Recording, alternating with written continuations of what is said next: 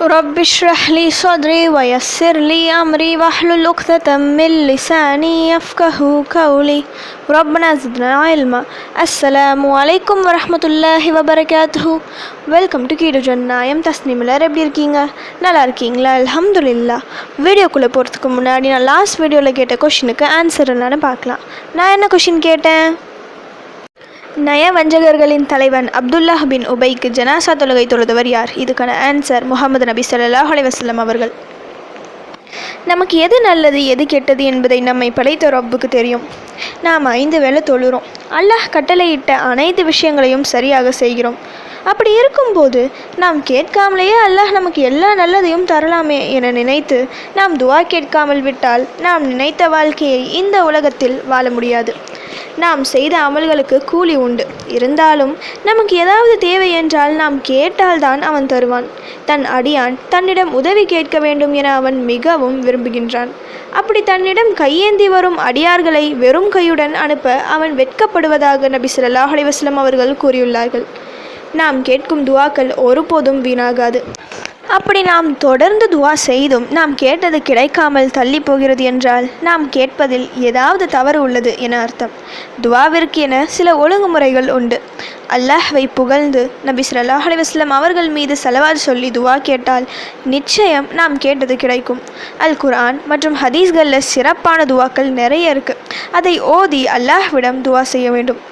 ஏன் என் துஆ கபூல் ஆகலை என நினைப்பதை விட சிறப்பான துஆக்களை மாற்றி மாற்றி கேட்க வேண்டும்.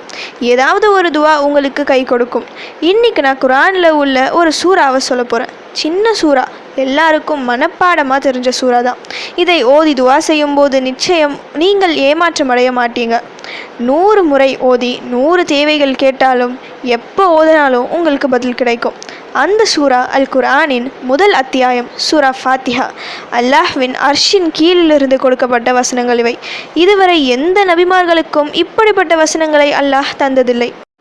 ஒரு முறை ஓதி கேட்டாலும் தான் உடனடியாக பதிலளிப்பேன், அவர் கேட்டது கிடைக்கும் என அல்லாஹ் வாக்குறுதி அளித்த சூரா.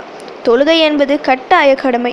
அப்படிப்பட்ட தொழுகையில் இந்த சூறா ஓதாவிட்டால் அந்த தொழுகையே செல்லாது. இதில் மொத்தம் 7 வசனங்கள் உள்ளது.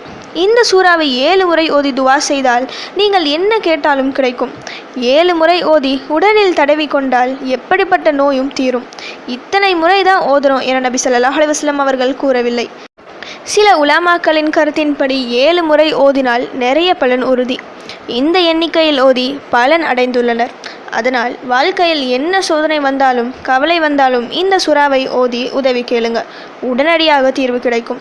உடம்பில் என்ன நோய் ஏற்பட்டாலும் இந்த சூறாவை ஓதி ஷிஃபா தேடுங்க. உடனடி நிவாரணம் கிடைக்கும். எவ்வளவு பெரிய தேவை நிறைவேற வேண்டி இருந்தாலும் சரி, இந்த சூறாவை ஓதி அல்லாஹ்விடம் கையேந்தி பாருங்க. அந்த பெரிய தேவை மிக சாதாரணமாக நிறைவேறும். அல்லாஹ் நமக்கு தந்த அருட்கொடை அல் குர்ஆன். அதில் உள்ள பொக்கிஷம்தான் சூரா ஃபாத்திஹா. இதை கொண்டு அல்லாஹ்விடம் உதவி தேடும்போது 7 தலைமுறைக்கும் சிறப்பாக வாழலாம் இன்ஷா அல்லாஹ். ஓகே, இப்போ ஃபைனலி கொஷின் டைம்.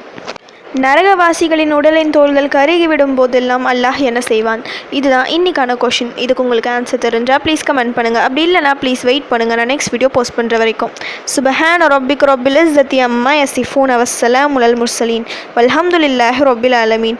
அஸ்ஸலாமு அலைக்கும் வரஹ்மத்துல்லாஹி வபரகாத்துஹு.